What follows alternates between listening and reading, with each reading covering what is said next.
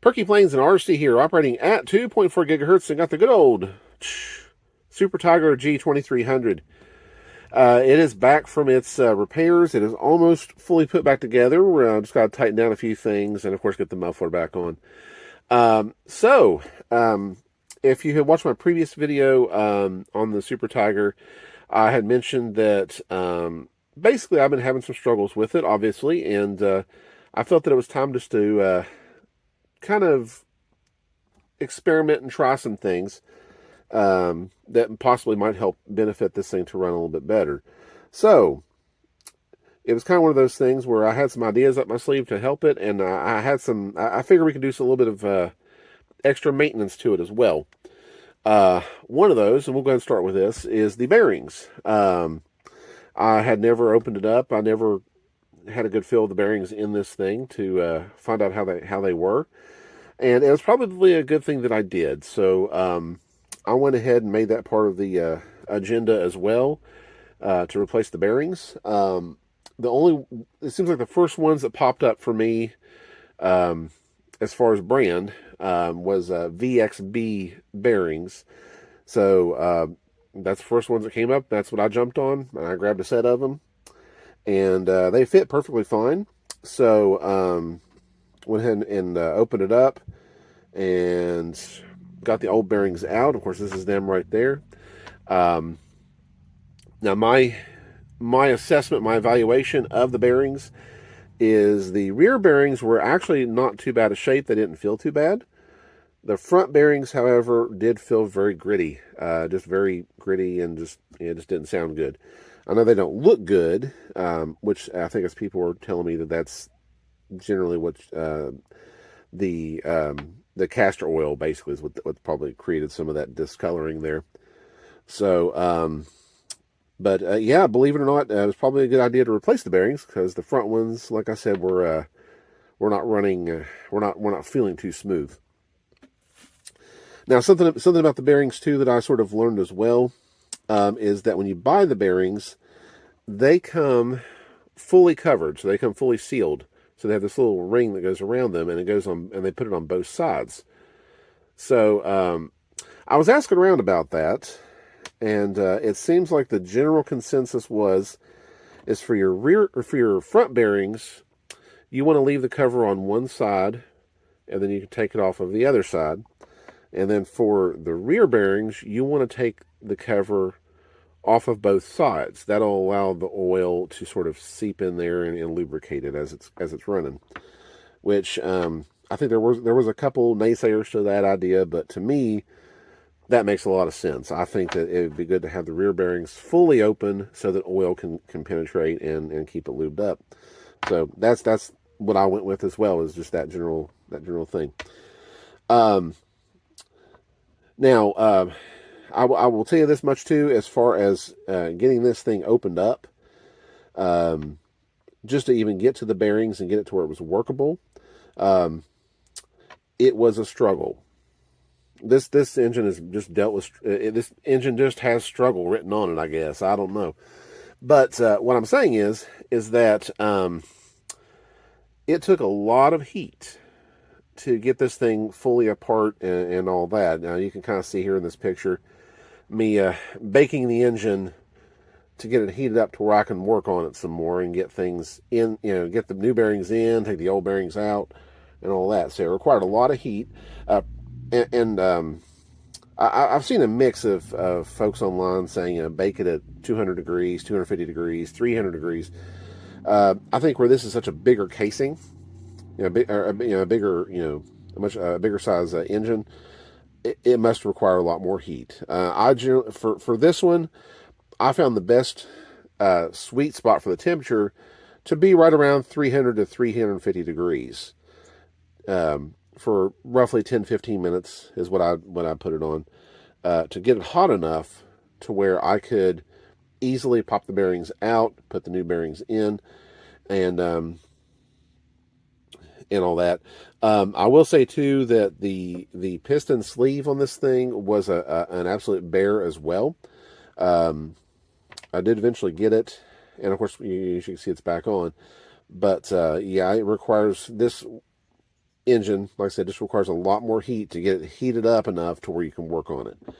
So if you ever have one of these, I would definitely encourage and recommend getting it plenty hot to work on it. So, but it seems like once you get the piston sleeve out, which, like I said, was a struggle, the rest of it comes apart pretty easily. And I had done all kinds of things too, guys. I was, aside from heat, I was adding more oil to it, trying different things. But like I said, we eventually got it. But just an FYI. Next thing I want to talk about, guys, is the carb. As you can see here, this is the original Super Tigre carb. No longer going to be using it. I don't know if it's faulty really or not. I seem like I hear a mixed review of people that love the carb and people that hate the carb. So, I don't really know. And I think there were some people that had said that there was some, I guess you can call it machine trouble, like the manufacturing process. I think there were some issues with certain carbs of the 2300. I don't know if this one was affected or not, but that's not really the true reason on why I switched carbs anyways. So what I actually went with here, this is a Perry carb by Conley Precision. I worked with the guy. He was very, very nice, very knowledgeable about getting a good size replacement for this Super Tigre. Like I said, and actually a very funny thing too is I was telling him what engine I had and all this kind of stuff. He did inform me that he said he has sold more carbs sold more of those carbs for this engine than any other carbs that he has. He doesn't make these carbs for other size engines as well. But I'd heard lots of great things about the Perry carbs for the Super Tigre, so I was pretty much very curious to try one out and see how it does. So there was that sort of aspect of like, yeah, it's gotten a lot of praise. But the other reason, and probably this is just as important as well, that I went with a Perry carb is that the plane this is going in. The plane that this is going in, the engine is actually side mounted. Okay, so and what you have here is you have your low speed, low mixture dial, and then you have your high speed. Where it's side mounted, it puts both those adjustments on the same side to where I can easily go up there and make the adjustments. So that's one of the other great things why I chose that particular carb in this design, for the engine itself. On the original carb here, like I said, it's side mounted, so it was originally like this. So here it is, side mounted basically, and you got your high speed right here. Well, the low speed is all the way over here. The low speed's on the screw right here. So I would literally have to, if I really wanted to make any sort of fine adjustments on the low while it was mounted on the plane, I would have to basically flip the plane, to do that. So that is definitely, like I said, one reason why I went with the Perry carb is because the adjustments are on the same side there. So, pretty handy thing there too. Now, the next thing I want to talk about is glow plugs. Now, I actually honestly did not think originally that this was going to be a thing. I was going by recommendations from other people about what glow plugs to use, and people were giving me all kinds of different ideas. OS 8 was a very common one that was brought up. Seems like it's a very popular plug and have a lot of good results with it. But as I kind of dug deeper into this engine and just started doing some more reading and more research, I actually found a very good answer, believe it or not, in the Super Tigre instruction manual. It mentioned a little detail that I had somehow overlooked, and this is probably a very important thing. It probably is something that maybe other people of the Super Tigre have overlooked as well. And that is the size of the glow plug. Now, most of the things in the manual are pretty general. Like, it's very general on the types of fuel it uses. I think it said 0 to 15%, and you know, it's just very general on how it lays things out. Glow plugs, however, it's general except for one little detail, and like I said, and that is actually the size of the glow plug. So it actually says in the manual, and the manual is written for the smaller size Super Tigers up to the 2300. It says to use long glow plugs. How I overlooked that, I have no idea. Like I said, I just kind of dove in and, you know, went with what was recommended to me originally and thought that was, gospel. But come to find out, I don't think I ever heard the little detail much from a lot of people about long glow plugs. There was a very heavy emphasis on OS8s and things like that, but not a lot mentioned on long glow plugs. So that's what we're going to do, guys. So I did pick up one of these. This is a Fox long glow plug, and as kind of a joke, I'm going to still try this and we'll see what happens. But it seems like long glow plugs are not. I couldn't find them as often as or as much as some other glow plugs. And it seems like, there's so many different glow plugs on the market. And, some of them, I don't know how reliable they are. I know OS makes great glow plugs and is a big name there.